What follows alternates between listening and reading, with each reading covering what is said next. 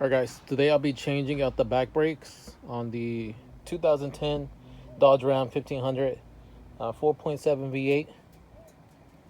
I'm going to be installing the Raybestos ceramic coated rotor and these semi-metallic brake pads.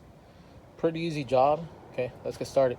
Alright, so in order to remove the tire from the truck, I had to use a 3/4 socket to be able to remove this one. And this one is a 22-inch. These aren't OEM. These didn't come from the factory.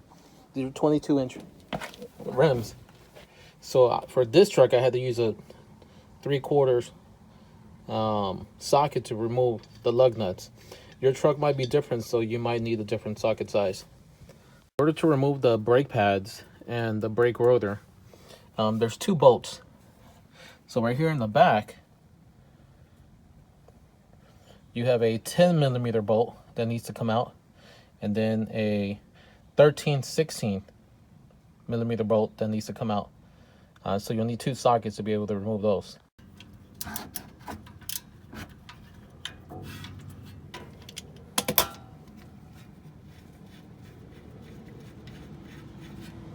The second one is attached to the brake caliper also, right here at the very bottom.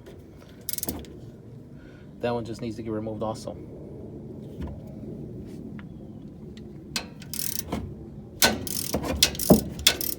Should come out pretty easily.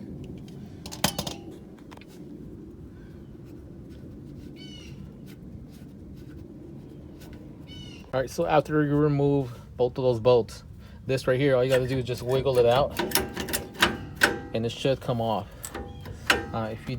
If it doesn't, you can just stick a screwdriver right here and just pull it out, pry it out, and it'll come off. Alright, now put this one out of the way. Alright, it's holding on right there. Next thing is to get this bracket off. This one uses a 13/16 socket to be able to get both of these bolts out. This one and this one.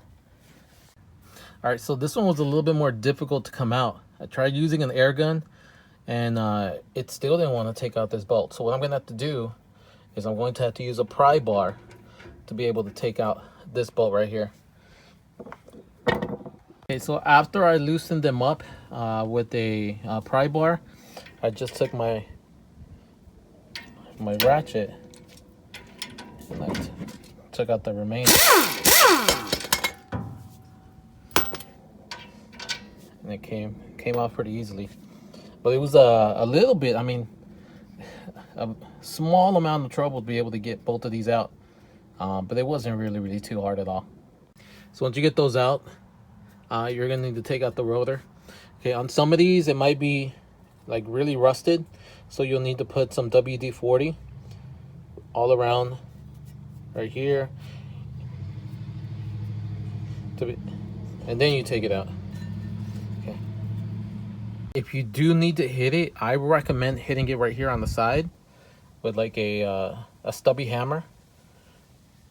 And then you should be able to get it to come out. Okay, but don't hit it in the back where this area is, because then you're going to be damaged. This is where you break. Okay, so you don't want to do that. If you hit it and you start damaging this area, you're going to need to get a brand new rotor. Okay, so on these Dodge vehicles, on some of them, you're not only going to have the brake pads, but you're also going to have the drums. Okay, some of them you'll need to get them switched out. Okay, on this vehicle right here, they don't look that bad, so I'm going to go ahead and leave them. But we are going to be installing a brand new rotor, so this truck is going to get taken care of. Pick out the brake pad. Just gonna throw that. We're going to go ahead and switch out the hardware also on this one. This comes off pretty quickly, and then we're going to be installing the brand new hardware that they sent us with the brake pads. Right, got the new hardware installed. Time to install the new brake pads and go ahead and put it on the brand. Go ahead and put it back on. All right, so this one we are going to be putting a little bit of grease on the brake pads. right here, and also right here. Make it easier for the brake pads to move back and forth.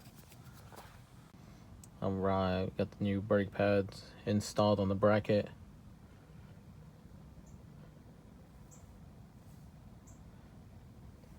Time to put it back together. Alright, so we got them back in, got the bracket back in. Brake pads are in. I screwed these back in with the air gun. These are pretty tight now. Time to put the caliper back in. Alright, so what you're gonna do before you put this back in is you need to compress the piston that's in here. So what you're gonna do is you're gonna take an old brake pad, you're gonna put it right here against the piston. You're gonna take your C-clamp and you're gonna put it, and then after that, all you need to do is just tighten it back in to compress your piston. Okay, so when you compress it back in, if you turn it sideways, you shouldn't be able to see the piston at all. It means it's ready to get back installed. But before I install it, one of the things that I like to do is I like to put grease. Let me get this. There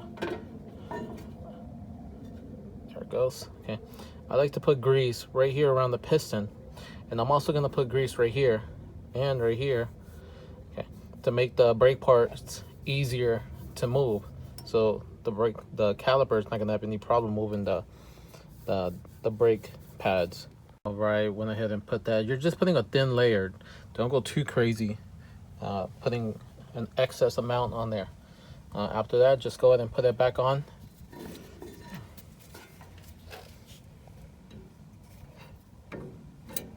And just put the bolts back in.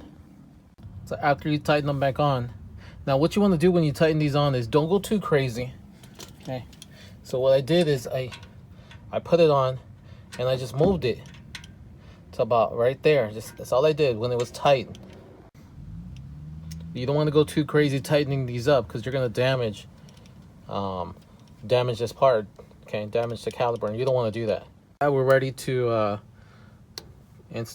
put the tire back on and do the other side. And then after that, you call it a day.